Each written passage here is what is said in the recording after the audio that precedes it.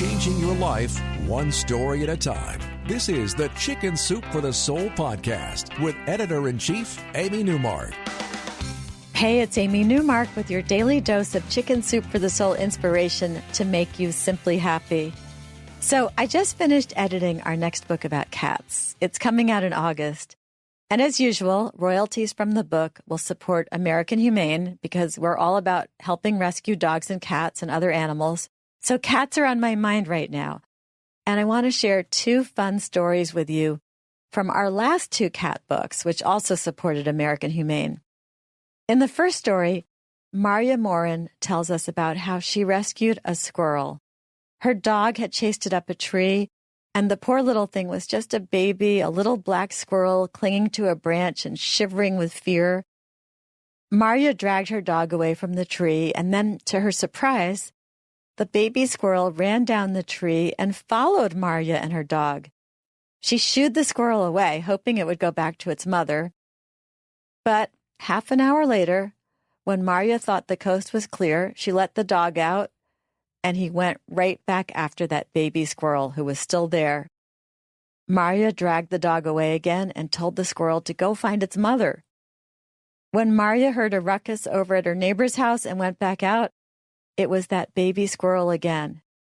He ran over to her and crawled up her leg and then her body, finally squeaking as he tried to hide in her hair. It appeared that this squirrel was an orphan, and he had decided that Marya was his mother. So Marya rescued the squirrel. She brought him home in a cage, intending to raise him just long enough to ensure him safety, and then release him to the wild. Marya's three cats had other ideas. She found them eyeing the cage and licking their lips. She chased them away and went on the internet to research how to feed a baby squirrel. Over the next 2 weeks, Marya fed the baby from an eyedropper and tried to handle him as little as possible, not wanting him to become too accustomed to humans. Then she introduced the squirrel to the kind of food he would find outside in the woods. He did well, but the cats kept eyeing him, as if Marya was just fattening him up for them. The little squirrel took their attention in stride, though. He ran around his cage and he batted at the cat paws that slipped through the bars. He was trying to make friends with the cats. After 3 weeks in her care, the squirrel was finally ready to be freed. Marya knew it was risky for him, but she also knew that if he stayed with them much longer, he would never be able to live in the woods like a normal squirrel. One day, after ensuring that the cats and the dog were safely in the house, Marya took the squirrel into the woods and let him go. He scurried off and climbed a tree, which was a relief. At least he knew how to do that squirrel thing. "Good luck, little fellow," Marya told him softly. She had managed to walk 200 yards back to her house when she heard a rustling sound behind her. The little squirrel was following her. So she tried again 2 days later. This time, the squirrel didn't follow her home. But then, later that afternoon, Marya saw her 3 cats coming toward the house. They were behaving oddly, taking several steps, stopping, then looking behind them. As they advanced closer, she saw a familiar black ball of fur following them.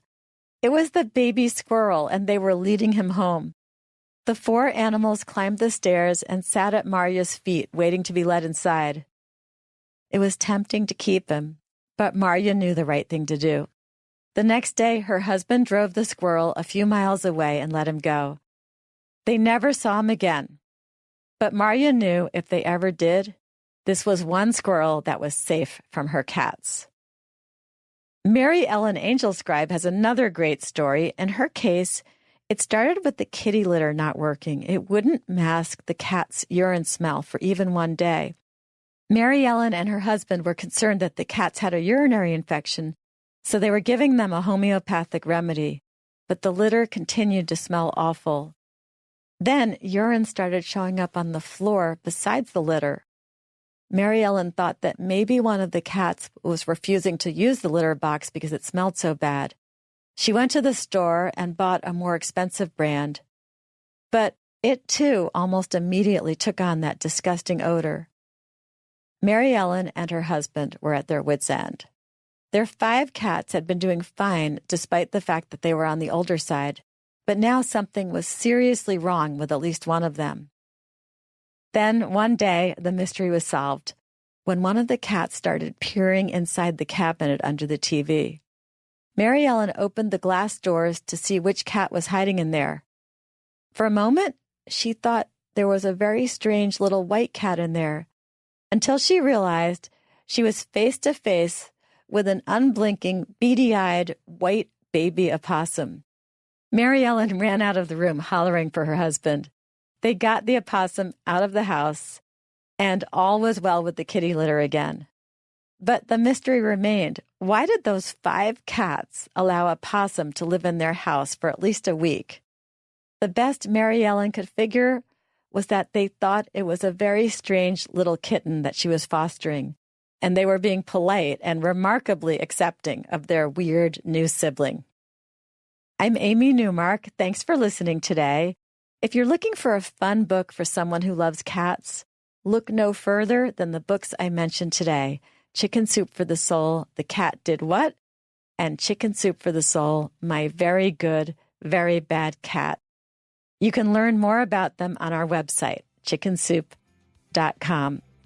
Come back tomorrow for Thoughtful Thursday. As we move into Memorial Day weekend, I want to honor our service members, especially those who are deployed. I'm going to share a National Guard soldier story about the day of his deployment and the amazing escorts they had as their buses roared down the highway to the planes that would take them to Kuwait.